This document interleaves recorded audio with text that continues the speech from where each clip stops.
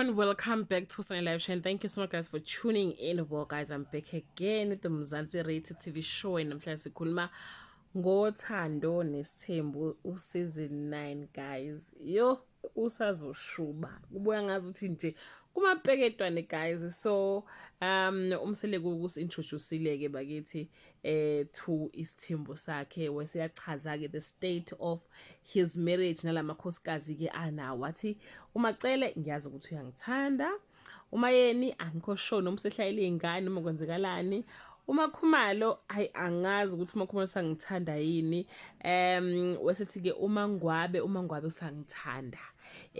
Obviously guys umakhwela vele ke usamthanda. Kusho ukuthi ke yena kanye ke nomangwabe bayilungisile izinto and sebe right manje.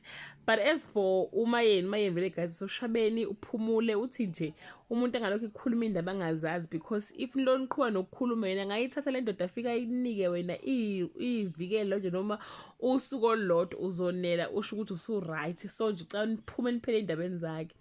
Mase guys umakhumalo isituation yakhe ngempela ithanda ke ukuba critical ngempela, engazothi ke irelationship yakhe nomseleko ayihambi neze kahle. Uye wachaza kwasho ukuthi ke wathi ngomuzi umseleko wathi ngeke aze alubhade kuleyo muzi kahle kahle. Ngicanga ukuthi umseleko ufuna ke umakhumalo ukuthi ke emukele ke unumber 5, of which I don't know what is the reason behind makhumalo yokuthi ke angayihlanganisi nale ndaba ke ka number 5. Kodwa nje ngathi ama condition ayi lapho ukuthi mama number 5 ngizozobona umuzi wakho, if awumukele I'm not coming. So guys abazwene kahle kahle makhumalo nomseleko nje kule season abazwene ngempela. Muhle kumuzi amakhumalo bakithi ake sisho ukuthi cha isebenzile ke intombazana. Makhumalo ushama hint guys, makhumalo ushama hint ukuthi ke ngiyakhumbula ukuthi nalihle ikhabethe lami eligreen lasemzumbe, but ke manje nanti ke elami ngilenze ngemali yami, okusho ukuthi umseleko akacontribute ngalutho. And thina njenge community sesiyazi ukuthi cha lo amuzi okwamakhumalo uyithengele, futhi umseleko ke akacontribute ngalutho ke kulo amuzi ke kamakhumalo. Makhumalo guys uyakuveza kuyimela kule season, uzokuveza futhi uyabona ukuthi uzokuveza kuyimela kuba independent, ukuzenzela ama decision ke ngokwakhe. But uthe ke guys akazophuma lo mshado usahleli naye impela, cha sikhona izinto engamkhipha kodwa le akusiyona ke eyazo ke ezingamkhipha. So but ke guys kukhona into ke eshiwo makhumalo toward the end of the episode. Wathi umakhumalo uyena wazi ukuthi umakhumalo unengane ayithola not nobaba umseleko. Hayibo guys, kanti makhumalo afika ngakamseleko eshaya isigubhu esontweni no 15 noma no 16, ingane uyithole nini, before or after? Kwenzakalani lana guys, kwenzakalani ngempela.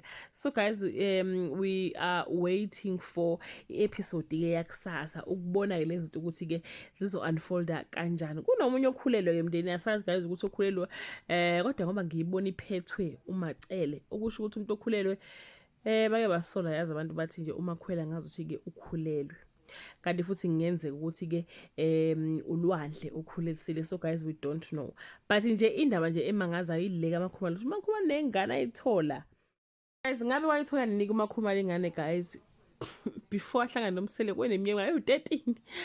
Hayi asazi guys, kodwa nje buya sazoshuba ngempela. Ngazi ngizokhona ngopaternity ukuthi kahle hle kwenzekalani lapha na ke kwamseleko. But ke guys iqale kanjalo ke iseason 9 episode yokuqala yothando nesithembu. That brings us to the end of this video. Leave your comment below and share your opinion.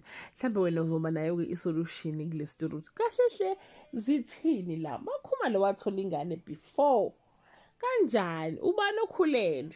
Hayi bakithi cha kuzoba kuningi ngempela. Bye.